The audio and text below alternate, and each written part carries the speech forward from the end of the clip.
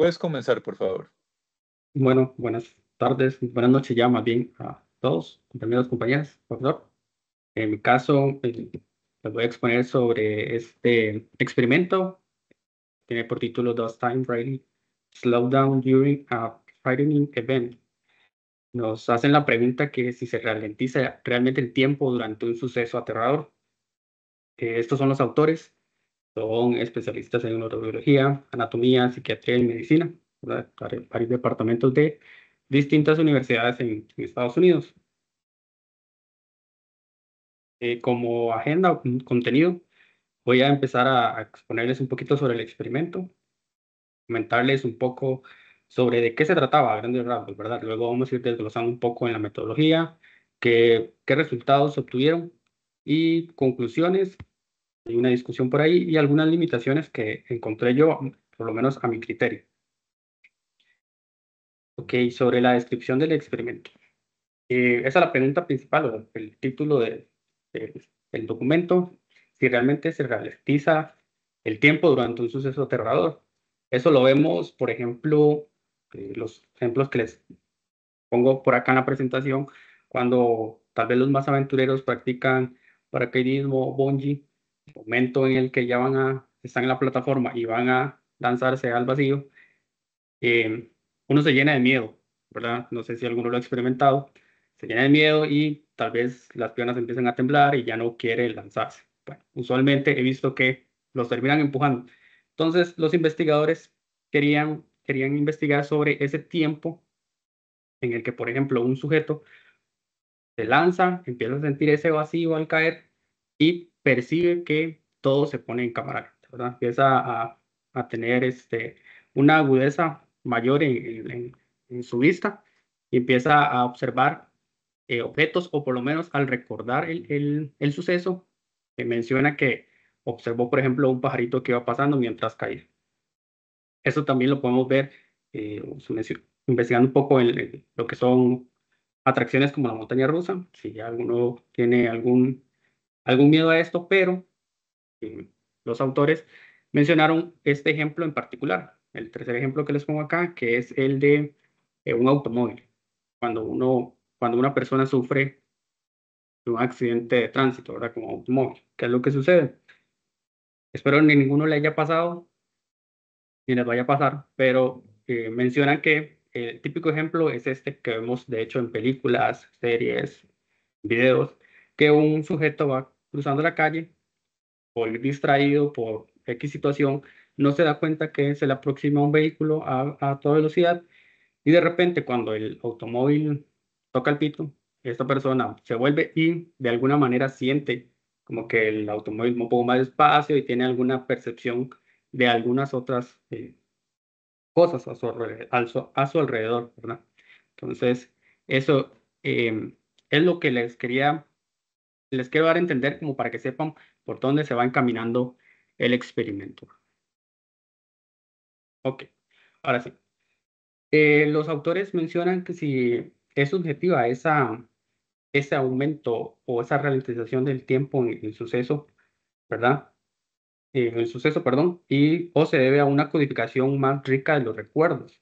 Entonces, me gustaría que tuviéramos esa pregunta en mente, que si se debe a una resolución temporal, a un aumento de resolución, perdón, y este aumento se refiere al hecho de que yo puedo observar con más detalle lo que está sucediendo. Les mencionaba que se aproxima el automóvil y de alguna manera yo recuerdo, si soy yo el sujeto, que por ejemplo el chofer del automóvil venía con una camiseta roja, verde, cualquier color, que de repente detrás del automóvil venía un autobús, un camión o iba pasando una bicicleta, un perro, ¿verdad? No solo el hecho de que venía el automóvil, sino que la ralentización aumentó mi resolución, ¿verdad? O si esto se refiere meramente a la codificación de los recuerdos. Entonces, también como parte de la de la explicación del experimento, los autores mencionan que hay distorsiones temporales inducidas por algunos narcóticos, llámese cocaína, marihuana, ¿verdad? O algunos trastornos como la esquizofrenia o la enfermedad de Parkinson, ¿verdad? Eso es eso que algunas veces las personas se imaginan cosas que no están sucediendo o ven algunas cosas de formas distintas. Ok. Bueno, para responder precisamente, creo que me adelanté, para responder la pregunta, si se ralentiza el tiempo, se recurre precisamente a esta anécdota muy común, que es cuando uno se ve frente a una situación de peligro como lo que es un accidente de tránsito, ¿verdad? Esto es algo que nos presenta mucho en las películas y que entonces lo que los investigadores deseaban analizar es precisamente ese lapso en el que la persona de alguna manera experimenta, comenta, recuerda que el tiempo pasó más lento. Quieren saber si realmente lo podemos vivir. Bien, entonces, para comprobar si ya pasando un poco a la metodología, para comprobar si los seres humanos experimentamos ese aumento en la resolución, se diseñó este tipo de experimento para determinar si aplicándoles un estímulo visual podían encontrar explicación, podían encontrar esa explicación a la resolución temporal supranormal. Ahorita les explico un poquito más sobre esto. Cabe mencionar que todos los participantes dieron su consentimiento informado, eso es algo importante que mencionan por ahí, ya que, como verán, más adelante, el experimento trataba de lanzar a los participantes desde una altura bastante considerable y aterrizar en una red. Entonces, también nos dan un poco de contexto en cuanto al a la visión que tenemos nosotros como humanos. Dice que en el cerebro visual se integra una pequeña ventana de tiempo, la cual responde a estímulos. Es un poco, y estaba agarrando como el hilo de lo que se estaban comentando de los videojuegos. Y es que dice que si dos o más estímulos llegan dentro de una misma ventana de integración, se perciben como un único estímulo. Esa ventana es de aproximadamente 80 milisegundos. Entonces, si ven este experimento o este pequeño juguete infantil se llama taumátropo, ¿verdad? En una cara tiene una jaula y en la otra tiene un pajarito. Bueno, si de alguna manera yo la giro, ustedes como sujetos o yo en mi caso, podría ver cuándo está la jaula, cuándo está el pajarito, cuándo está la jaula, pero si yo sobrepaso esa ventana de 80 milisegundos en promedio, de forma de que gire lo suficientemente rápido, vamos a percibir como que si fuera solo una imagen, ¿verdad? Si lo ven acá, pareciera que el pajarito está dentro de la jaula. ¿Qué los quiero llevar con esto? Resulta que utilizando un dispositivo portátil para medir la percepción, ellos lo llamaron cronómetro perceptivo, los participantes experimentaron una caída de 31 metros. Entonces, les explico. A ellos se les presentaba algo similar al taumátropo que les presenté anteriormente. Veamos en la figura 1A cómo se les presenta una pantalla LED donde se muestra un número y posterior, una siguiente capa, se les muestra el mismo número pero en negativo. Nuevamente el número color rojo, nuevamente el negativo y así sucesivamente, ¿verdad? Si lo presentamos de manera despacio, nosotros como humanos vamos a poder percibir ese cambio. Yo voy a poder decir, se está presentando el número 4 y luego se presenta su negativo, número 4 y su negativo, así sucesivamente. Pero ¿qué sucede si yo lo hago más rápido? Si empiezo a alternarlo más rápido. En algún momento, si cruzamos esa ventana que les mencionaba, va a llegar hacia ver nada más un cuadrito vino oscuro. Entonces, el cronómetro perceptivo es este que vemos acá en la parte C de la figura, y esta es la plataforma en la cual los participantes experimentaron la caída. Ok, dice que para establecer los umbrales temporales, acabamos uniendo varias cosas, ¿verdad? Primero, el hecho de que eh, hay un umbral donde después de sobrepasarlo yo no voy a poder ver qué está sucediendo, o sea, si yo estoy cambiando una imagen o si estoy manteniéndola, o incluso si solo estoy mostrando un cuadro en blanco, como es lo que les mencionaba anteriormente.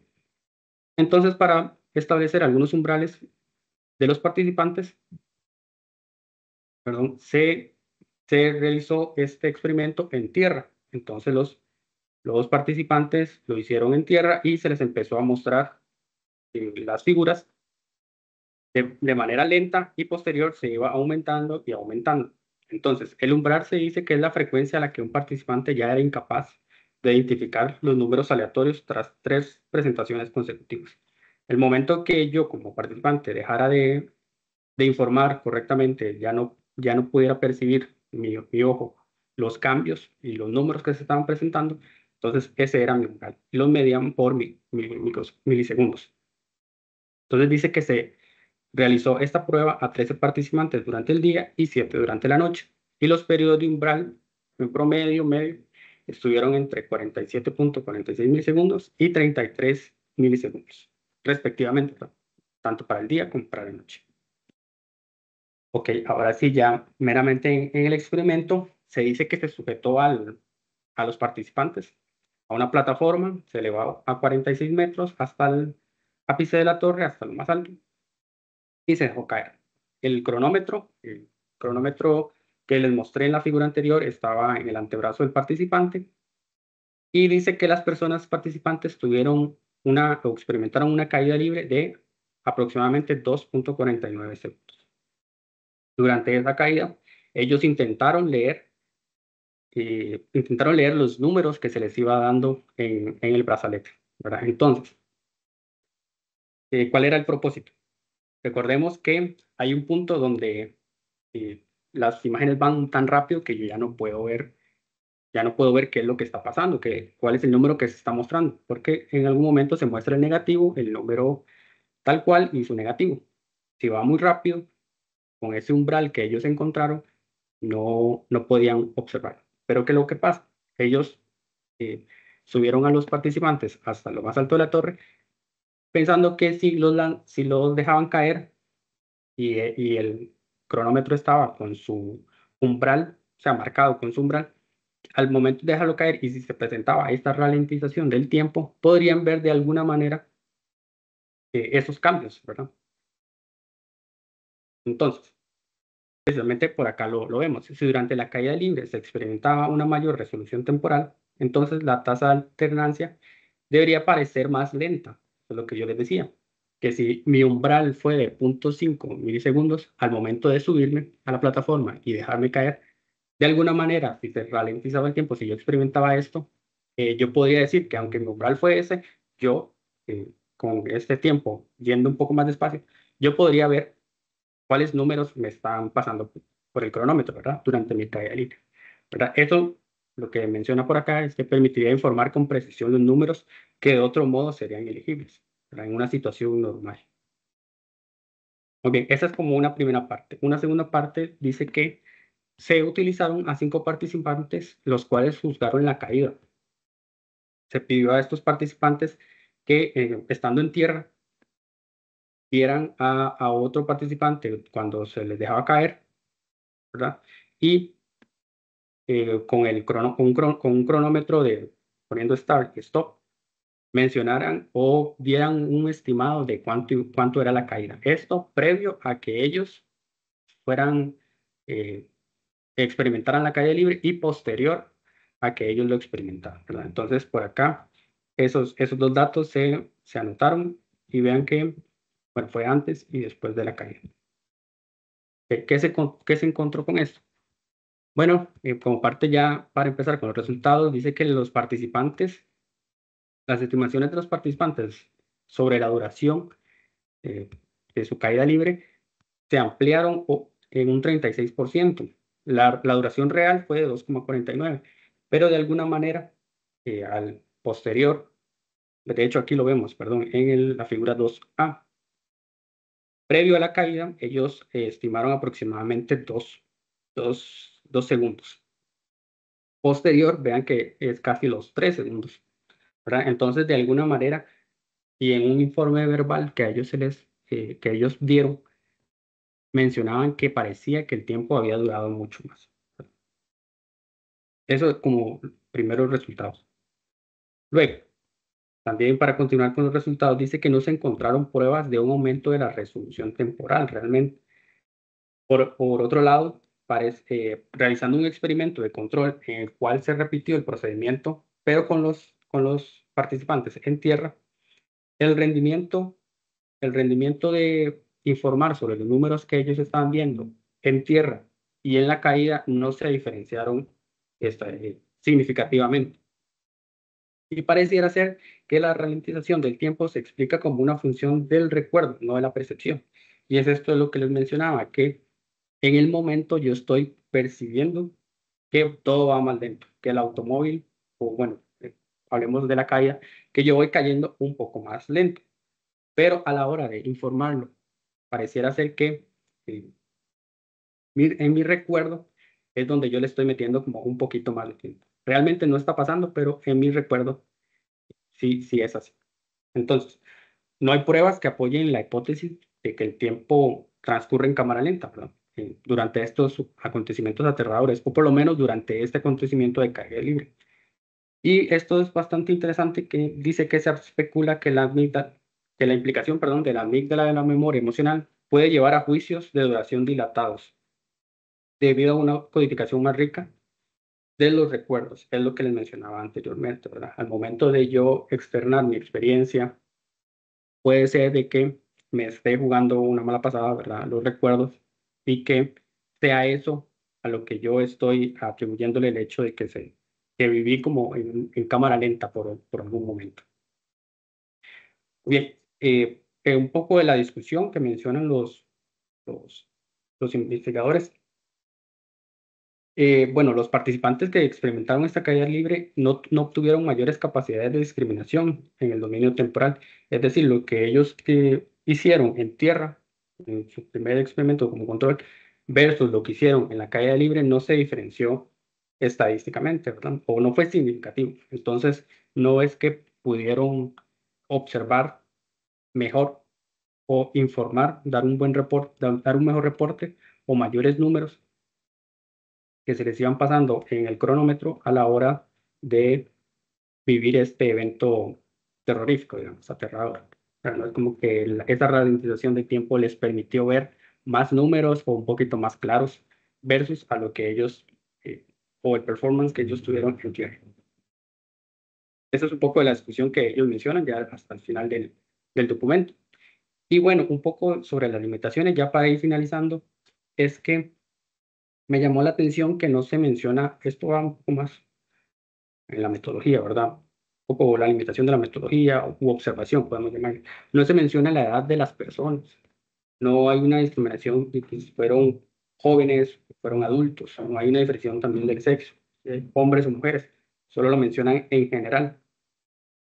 Otra que ahora que estaban mencionando y se dio esta discusión sobre los videojuegos, no se sabe si hubo una población especializada, ¿verdad? Porque si fueron personas que están acostumbradas a los videojuegos, que mencionaba el compañero, que de alguna manera son capaces de observar cuando un videojuego está en 30 frames por segundo o 60 frames, ¿verdad? O si era una persona normal, un estudiante universitario que vieron por la calle y le dijeron, ¿quiere participar en este experimento? ¿Verdad? Tal vez esa diferenciación o esas características o criterios para incluir, perdón, o desestimar a una persona no los menciona tan claros, ¿verdad? Y la exposición al experimento. Esto me refiero al hecho de que no nos mencionan cuántos días duró el experimento. Si todo se realizó en un día, puede ser algo muy cansado, o si se realizó en diferentes días, en horas de la mañana u horas de la tarde, porque recordemos que algo que sí se mencionó es que hubo una experimentación en el día, en la tarde, para encontrar los umbrales, ¿verdad? Eso nos hace pensar que fue en varios días, ¿verdad? Pero no nos especifica cuántos, ¿verdad? También me refiero en la exposición al experimento, el hecho de que yo estuviera presente cuando algún compañero iba a caer, ¿verdad? Entonces, sí, eso también me llena de miedo, empieza a llenar de temores. ¿Verdad? Yo creo que esto sería para ir finalizando. Bueno, muchas gracias por la atención y queda el espacio abierto para dudas o preguntas. Muchísimas gracias por la presentación, Pedro. Contame, ¿el resultado lo viste esperado o no era esperado?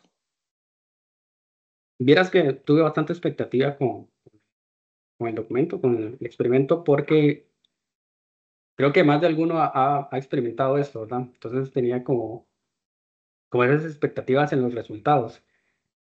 No creía que fuera a ser que se ralentizaba el tiempo o que realmente era algo que pasaba, sino que ya es algo un poco más complejo de explicar, precisamente como ellos lo mencionaban.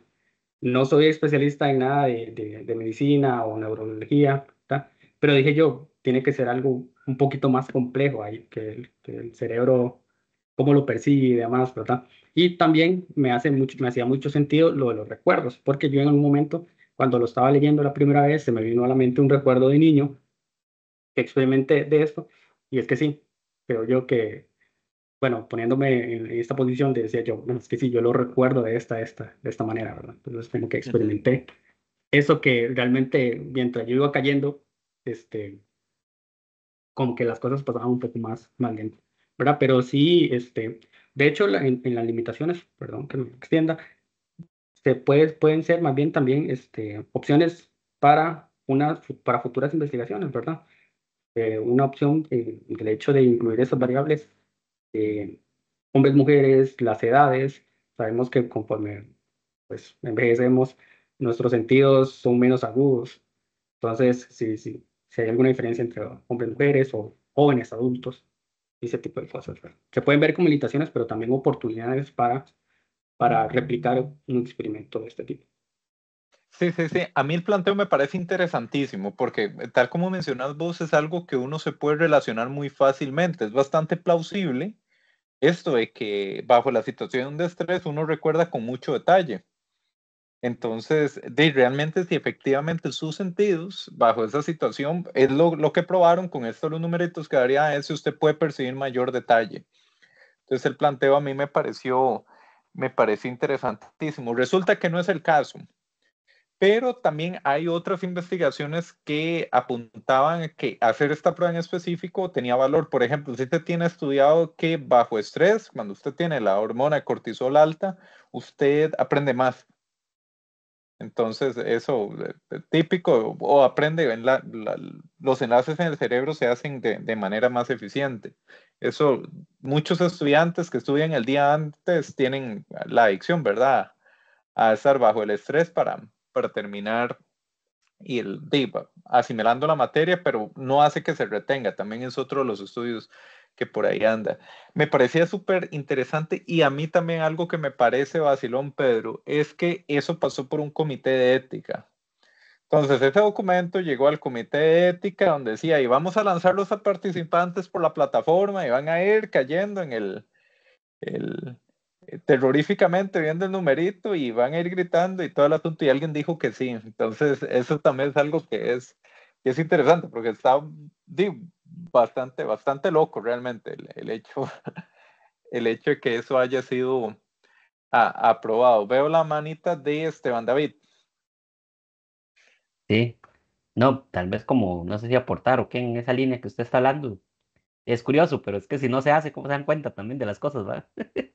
Exactamente, exactamente, pero pues lo hicieron y, se aprobó y sí, ahí están los resultados. Hay un montón de detalles de ese experimento que se pueden mejorar. Por ejemplo, el tamaño de la muestra siempre va a ser algo que hay que tenerle sumo cuidado. Siempre son caros estos experimentos, entonces es una limitación, ¿verdad? A veces lo que tenemos es un sujeto, dos sujetos, y eso sacarle la mayor cantidad de información. Otra cosa, otra cosa que a mí me genera duda es si vos estás en un experimento para medir el efecto del terror de saltar de una plataforma, yo no creo de que usted sea de que eso lo exponga a tanto terror como alguien que no estaría dispuesto a saltar de la plataforma. Digamos, usted tiene que tener una predisposición para saltar de la plataforma que probablemente es la adrenalina o incluso usted lo disfrute. Si usted lo está disfrutando, pues pierde el objeto del estudio. ¿Qué decís, Pedro? Sí, profe, correcto. Precisamente es lo que decía del bungee. Hay personas que son muy animadas, que dicen, yo quiero hacer bungee paracaidismo, perdón, y lo hacen directo de una vez. Hay otras personas que hay que convencerlas para hacer eso. Y que de hecho, en el momento que están ya en la cornisa, dicen, no, mejor me quito, mejor me voy, ¿verdad? Entonces, sí, puede ser de que los participantes a los que se les preguntó sean ese tipo de personas que dicen, sí, vámonos a ojos cerrados. Y bueno, y también con lo de, el hecho de que los iban a lanzar, sí, sí, los mostré por acá en una imagen, voy a regresarme, disculpen. Esto estaba en un parque de atracciones. Entonces, es precisamente eso, la limitante del recurso económico.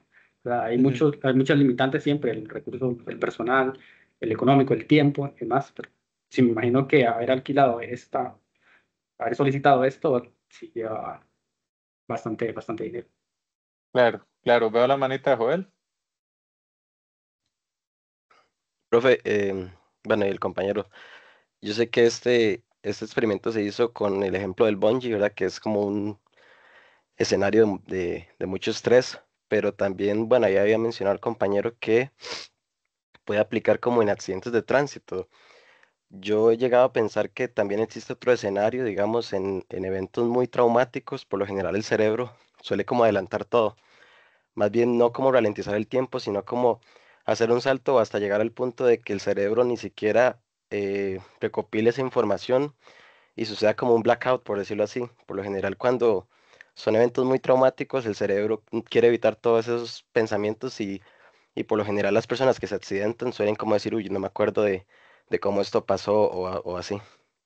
Entonces es algo como, es como un escenario contrario a lo que se viene estudiando, ¿verdad? En este paper. Ujú, ujú, ujú. Como todo es, hay que basarse en la evidencia para poder derivar llegar a conclusiones, ¿verdad? Y esa es la gracia, esa es la gracia de estudiarlos. Pero bueno, vamos a dejar la conversación acá y termino de grabar.